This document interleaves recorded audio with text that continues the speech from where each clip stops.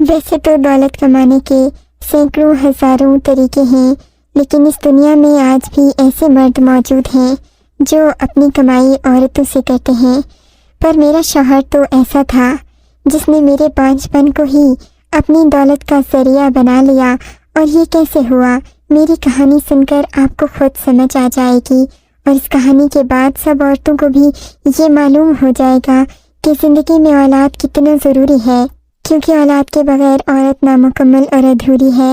ये उन दिनों की बात है जब अम्मा मुझे सजा सवार कर नई नई महफिलों में भेजा इसलिए करती थी ताकि कोई मुझे पसंद कर ले और मेरी रिश्ता मांग ले। मैं भी अब इस बात से वाकिफ़ हो गई थी कि मेरी जवानी में मुझे अम्मा पर बोझ नहीं बनना। मैं सिर्फ और सिर्फ शादी करके अपने घर की होना चाहती थी। सो अम्मा जो कहती मैं वही करती थी। आज भी मैं शाम होते ही अच्छे से कपड़े पहनकर अपनी खैर महफिल मिलाद पर चली गई। यहाँ पर कुछ आदमी भी आए थे, जबकि एक औरत भी थी जो कि बहुत ही ज़्यादा अमीर घराने की लग रही थी। अपने तजर्बे से मैं ये तो सीख चुकी थी कि अमीर औरतों के इर्द गिर्द रहना, उनकी खुशामद करना काफ़ी अच्छे रिश्ते लाने का सबब बन सकता है। सो एक औरत जो कि काफ़ी खूबसूरत गुलाबी रंग का जोड़ा पहने बैठी थी, उसकी वज़ाकता बता रही थी कि वो अच्छे घराने से ताल्लुक़ रखती है। मैं उसके पास जाकर बैठ गई। वो मुझसे कहने लगी, बेटी तुम क्या करती हो, उम्र कितनी है? मैंने कहा मैं 20 साल की हूँ। बोली, तुम्हारी तो उम्र शादी की है, माँ ने कोई रिश्ता देखा है क्या? मैंने नफ़ी में सर हिला दिया। औरत के चेहरे पर मुस्कुराहट आ गई। बोली कि बस बेटी, ये तो मेरी खुशकिस्मती है कि तुम जैसी खूबसूरत लड़की मुझे यहाँ मिल गई। अब तो मैं तुमको एक पल यहाँ रुकने न दूंगी, कल ही आऊँगी तुम्हारा रिश्ता मांगने। उस औरत की दोस्ताना फितरत देखकर मैं खुश भी हुई और हैरान भी कि पहली ही मुलाकात में इतना बेतकल्लुफ़ कौन होता है। मैंने ये बात अम्मा को आकर बता दी तो अम्मा बोली, ये तो बहुत अच्छा हो गया। अगर वो अच्छे घराने की हुई तो उनको मैं फ़ौरन ही तेरा रिश्ता दे दूंगी।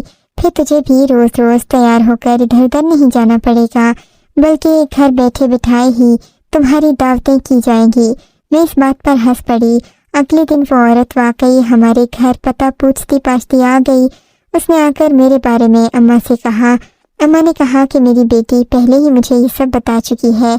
औरत के चेहरे के तेवर बदल गए। बोली कि आपकी बेटी तो काफ़ी मॉडर्न है, हमारी तरह ही है मतलब। उसने बात बदल दी और हंसने लगी। अम्मा भी इस बात पर मुस्कुरा पड़ी। यूँ मेरा रिश्ता मुख्तसर सी तरद्दुद के बाद तय कर दिया गया और मेरी शादी उस्मान से हो गई। उस्मान एक पढ़े लिखे इंसान थे। मुझे यकीन था कि मैं उस्मान के साथ सारी ज़िंदगी खुश ही रहूँगी। पर कुछ चीज़ें ऐसी होती हैं जो इंसान को उस वक्त नज़र नहीं आती, क्योंकि मोहब्बत में इंसान दूसरे के बहुत करीब हो जाता है और बहुत करीब से भी देखने पर कुछ साफ दिखाई और सुनाई नहीं देता।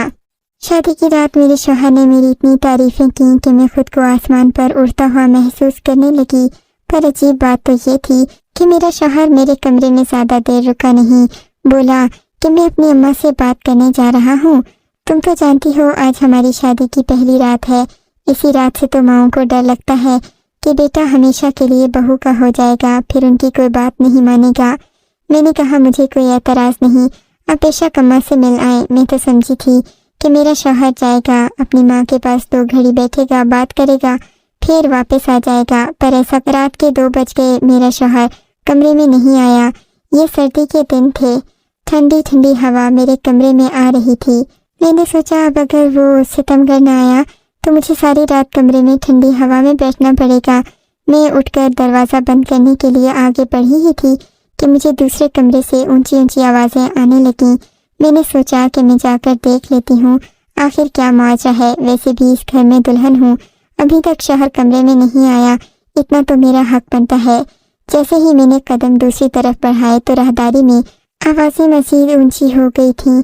मैं ध्यान से सुनने लगी तो ये मेरे शौहर ही की आवाज़ थी जो शायद अपनी माँ से उलझ रहा था। इससे पहले कि मैं खिड़की के करीब जाकर वो आवाज़ें सुनती, वो कमरे का दरवाज़ा खुला जहाँ पर मेरा शौहर गया था और कमरे से वो बाहर निकल आए। मुझे देखकर चेहरे पर मुस्कुराहट सजा ली और बोले, तुम यहाँ कैसे आ गई? मैंने तो तुम्हें कमरे में बिठाया था।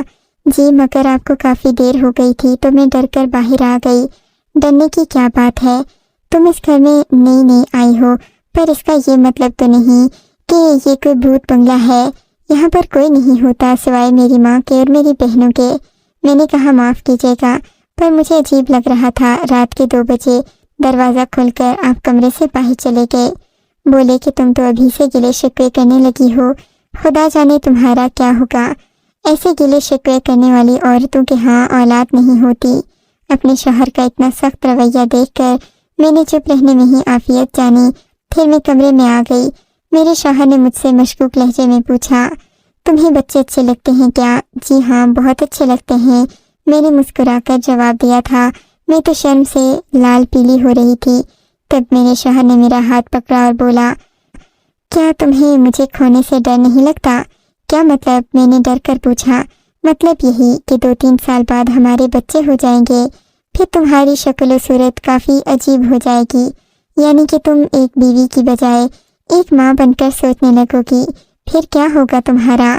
फिर तो मैं भी तुम्हें तवज्जो नहीं दूंगा। मेरे शौहर की बात सुनकर मैं रोने लगी। क्यों आप ऐसा कह रहे हैं? मैं हमेशा आपके दिल में रहूंगी, अपने रवैये से आपके दिल में जगह बना लूंगी। और ऐसा भी नहीं होता कि बच्चों के बाद औरत बेढंगी हो जाए। मेरी तो कई खालाएं ऐसी हैं जो 50 साल की उम्र में भी अपने शौहर को अपना दीवाना बनाए रखती हैं। आप ही कैसी बातें कर रहे हैं? अच्छा, इसका मतलब कि तुम्हारा खानदान भी ठीक नहीं है किरदार के हवाले से? क्या मतलब? मैंने चौंक कर पूछा था। मतलब यही कि तुम्हारी खालाओं को भी मर्दों को लुभाने के खूब गुर आते हैं, तो तुमने भी उनसे सीख लिए होंगे। सच बताओ, तुम्हारी कितने लड़कों? सुनकर मैं हैरान रह गई।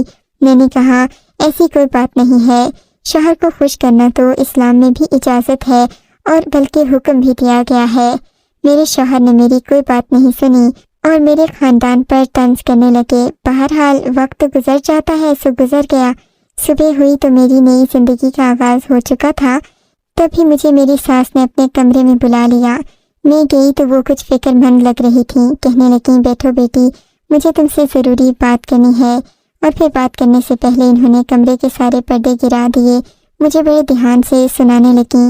बेटी, बात ऐसी है, मेरा बेटा बच्चों से बहुत मोहब्बत करता है। तुम तो जानती हो कि मर्द औलाद के बगैर रह ही नहीं सकता। वो ज़रूर अपनी औलाद के लिए आखिरी हद तक जाकर कोशिश करता है।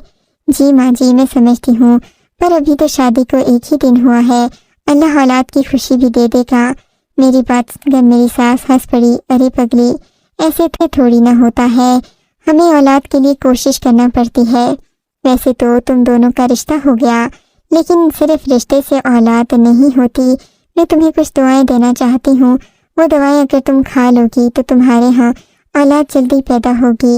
मैं अपनी सास की इस तेजी पर हैरान रह गई। मैंने कहा, इतनी भी क्या जल्दी? अभी तो हमारी शादी ही हुई है। मेरी सास बोली कि नहीं, मुझे जल्दी ही औलाद चाहिए होगी, वरना हमारे खानदान वाले बहुत बातें करते हैं। मैंने कहा, चलें ठीक है, आप जैसा कहेंगी मैं वैसा ही करूँगी। फिर मेरी सास ने मुझे काले रंग की शीशी में से कुछ गोलियां निकाल कर दी और बोली, ये तुम सुबह शाम अपने खाने के साथ खाती रहना। इससे न सिर्फ तुम्हारी सेहत बेहतर होगी बल्कि तुम्हारा बांझपन भी खत्म हो जाएगा। मैं सास पर हैरान थी और बोली, अम्मा जी, मैं अभी बांझ नहीं हूँ, मेरी शादी को 1 ही दिन हुआ है, आप मुझे गोली खाने का कह रही हैं। ये सुनकर मेरी सास नाराज हो गई। तो क्या हुआ, हमें औलाद जल्दी चाहिए, तुम ये गोली खाओगी तभी तुम्हें औलाद होगी, वरना तो हम सारी जिंदगी तरसते ही रहेंगे। मैं अपनी सास की बातों पर चुपचाप वो गोली लेकर उनके कमरे से चली गई। उस गोली के ऊपर किसी भी किस्म की मालूमात नहीं थी, वो इन्होंने सिर्फ शीशी से निकाल कर दी थी। मैंने गोलियां एक कागज़ में लपेट कर रख दी। सोच लिया कि ये मैं सुबह शाम दूध के साथ खा ही लूँगी। पर मसला तो ये था कि कहीं इन दवाइयों की वजह से मुझे और कोई बीमारी न लग जाए। अभी शादी के 2-3 दिन बाद ही अगर मैं दवाएं गोलियां खाना शुरू कर दूं, खुदा जाने इसका मेरी सेहत पर असर क्या होगा। मेरी वालिदा ने तो हमेशा मुझे यही बात कही थी कि बेटी, बिला ज़रूरत दवाई गोली नहीं खानी, इससे तुम्हारी सेहत को नुकसान होगा।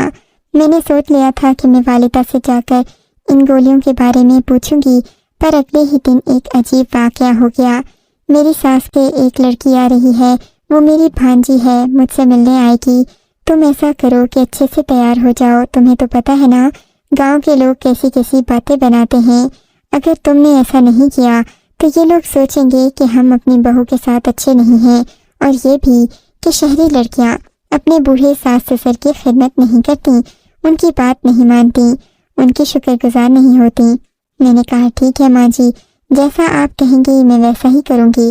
میں نے اچھے سے کپڑے پہنے، میں تیار ہو کر بیٹھ گئی۔ تقریباً دوپہر کے 1-2 بجے وہ لڑکی آئی، مجھ سے ملی، بڑی خوش ہوئی، بولی کہ میں نے آپ کی تعریفیں سنی ہیں، آپ کی ساس ہمیشہ آپ کا ذکر کرتی تھی کہ میں نے ایک ایسی لڑکی دیکھی ہے جو پورے خاندان کو مات دے گی۔ اس لڑکی کی باتیں سن کر مجھے اندازہ ہوا کہ واقعی میری ساس نے میری بہت قدر کی ہے، پر آج پورا دن میری ساس خاموشی تھی، اس لڑکی کے سامنے زیادہ بات چیت نہیں کی۔ رات ہوئی تو میں کھانا کھا کر اپنے میں چلی گئی۔ ابھی تک میرا شوہر گھر نہیں آیا تھا۔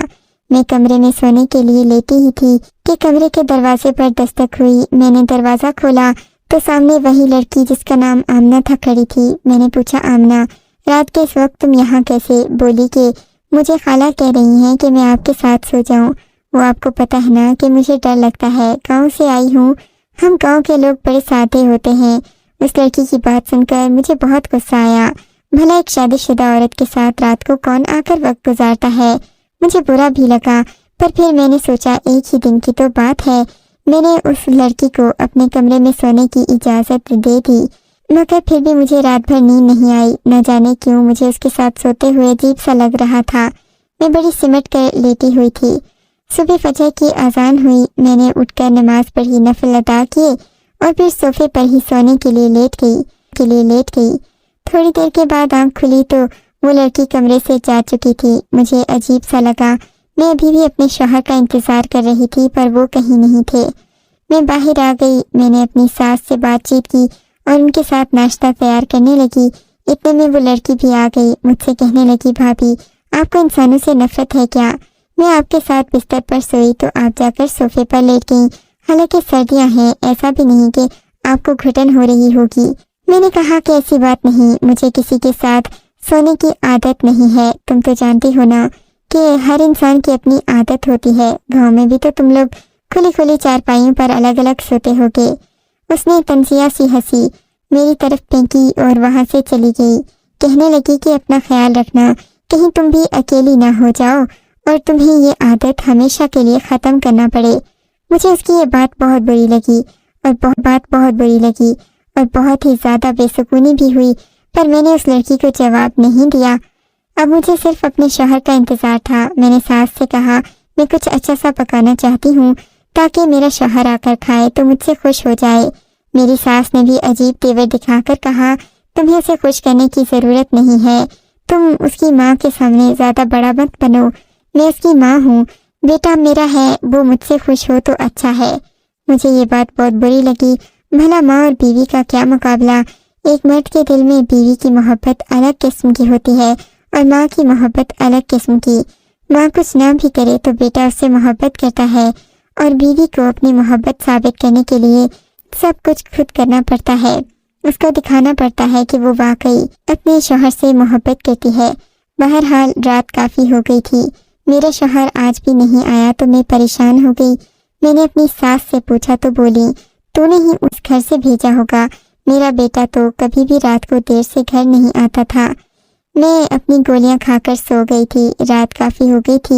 معمول کی طرح آج بھی وہ لڑکی میرے ساتھ ہی میرے کمرے میں سوئی تھی، پر جب میں صبح اٹھی تو میری طبیعت عجیب سی تھی، میرا دل بوجھل ہو رہا تھا اور ایسا لگتا تھا جیسے ابھی الٹی آ جائے گی۔ ابھی میں بیٹھی سوچ ہی رہی تھی کہ میری ساس کمرے میں داخل ہوئی اور مجھ سے پوچھنے لگی کیا بات ہے بہو، لگتا ہے تمہاری طبیعت بوجھل ہے۔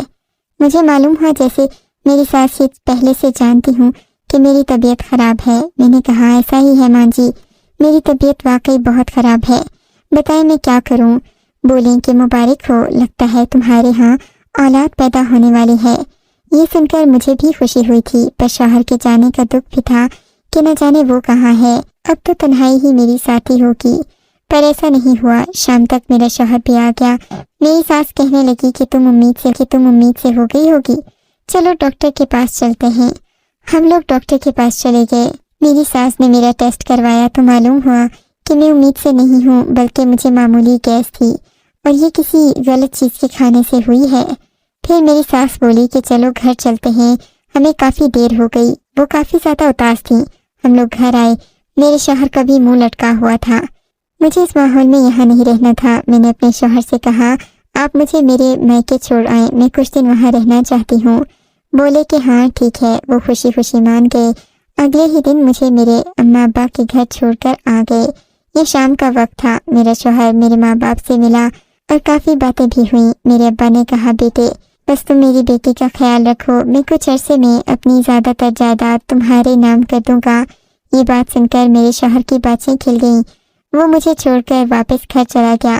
मैं सारी बात बताई। कहा कि मेरी सास मुझसे अच्छा सलूक करती है, पर मुझे अभी से गोलियां खाने को दे दी कि इससे बच्चा होगा।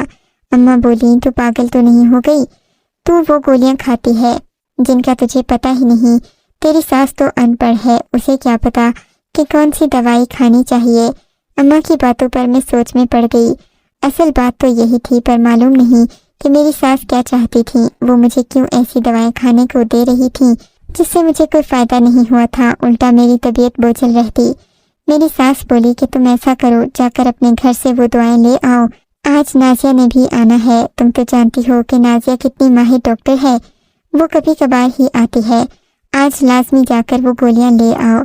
ऐसा न हो कि फिर तुम वो गोलियां खाती रहो, तुम्हारी सास तुम्हें जिद करे और तुम्हें कोई नुकसान हो जाए। मैंने कहा, माँ मैं भी वापस कैसे जाऊं, और वो भी इतने दूर, आधा घंटा तो मुझे लगेगा। अम्मा कहने लगी, अगर तुम ना गई क्या होगा? दोबारा किसी डॉक्टर से जाकर पूछेंगे तो वो क्या पता बताए न बताए। तुम तो कह रही हो कि उन गोलियों की पर्ची भी तुम्हारे पास नहीं है। नादिया अपने घर की है, वो बता देगी। मैंने कहा ठीक है। मैं अपने शौहर को फोन करने लगी, पर उनका फोन बंद था, सो मैं खुद ही घर से निकल गई। मेरा ससुराल इतना दूर नहीं था, बल्कि मुझे लगता था कि अभी मेरा शौहर भी घर नहीं पहुंचा होगा। मैंने जल्दी से एक टैक्सी की और फौरन अपने ससुराल पहुंची। मैंने देखा अभी तक दरवाजा भी खुला हुआ था। मेरे शौहर ने घर वापस आने के बाद दरवाजा बंद नहीं किया था। मैं चुपके से अंदर आ गई। मेरी सास की भांजी किचन में बातें कर रही थी। अपना नाम सुनकर मैं चौंक गई थी, क्योंकि ये लोग काफी देर से शायद गपशप कर रहे थे और मेरा शौहर भी वहीं बैठा हुआ था। बोले कि उसको तो बस हमने गोली ऐसी खिला दी है कि वो सारी जिंदगी औलाद पैदा नहीं कर सकेगी। मेरी सास अपनी भांजी से कह रही थी कि जब बहू औलाद पैदा नहीं करेगी तो मैं बहाना बनाकर इस घर में तुम्हें ब्याह कर ले आऊंगी। तुम तो जानती हो उसका भाई तो कोई है नहीं जो कि हमें रोक टोक करेगा। उसका बाप भी मरने के करीब है, अपनी सारी जायदाद हमारे नाम कर देगा। बस फिर मेरी बिटिया इस घर पर राज करेगी, सारी जिंदगी ऐश करेगी। मेरी सास ने अपनी भांजी को सीने से लगाते हुए कहा था। मेरा शौहर भी यही बातें कर रहा था। बस फिर मुझे गोली की तफसील जानने की क्या जरूरत थी। मैं वहीं से उल्टे कदमों वापस पलटी और अपने घर आ गई। मैंने सोचा भी नहीं था मेरी सास और मेरे शौहर के दिल में मेरे खिलाफ इतनी नफरत भरी है। मैंने अम्मा को सारी बात सच सच बता दी। अम्मा ने कहा कि अगर हमने इन लोगों पर इल्जाम लगाया या इनको आईना दिखाया तो ये गुस्से में आ जाएंगे। इससे अच्छा है कि तुम अब अपनी सास की दी हुई गोलियां न खाओ और फिर शादी तो हमने तुम्हारी कर ही दी है। तलाक भी लेंगे तो अच्छी बात नहीं होगी। वैसे भी अब मैं तुम्हारे अब्बा जी को कहूंगी कि वो दौलत तुम्हारे नाम करें, न कि तुम्हारे शौहर के नाम, और तुम खुद भी कारोबार सीख लो। मैंने अम्मा की बात तो रख ली, पर मेरा दिल हरगिज नहीं मान रहा था कि मैं उस शख्स के साथ रहूं जो मुझे बांझ करने की चक्करों में है ताकि वो अमीर हो सके। मैंने अपनी माँ की बात तो मान ली। अल्लाह ने मुझे इसका सिला भी दिया और मुझे औलाद से नवाज दिया। जब मेरे यहाँ औलाद पैदा हुई तो मेरी सास हक्का बक्का रह गई, क्योंकि उसके सारे चालों पर पानी फिर गया था। औलाद की पैदाइश के साथ ही मेरा शौहर भी मेरे साथ वफादार हो गया और मेरी सास का सारा बना बनाया खेल बिगड़ गया। सच कहते हैं कि एक चाल इंसान चलता है और एक चाल अल्लाह ने मेरी आंखें खोल दी, सच मेरे सामने ला दिया, वरना शायद मैं अपनी सास की हमेशा के लिए गुलाम बनकर रहती और अपनी औलाद पैदा न कर सकती। अल्लाह सासों के शर से हर बहू को महफूज रखे। आपको अगर ये कहानी अच्छी लगी है तो इस वीडियो को लाइक कीजिए और इस तरह की मजीद कहानियाँ सुनने के लिए हमारे चैनल को जरूर सब्सक्राइब कीजिए। कहानी सुनने का शुक्रिया। आपसे मुलाकात होगी अगली वीडियो में। तब तक के लिए अल्लाह हाफिज।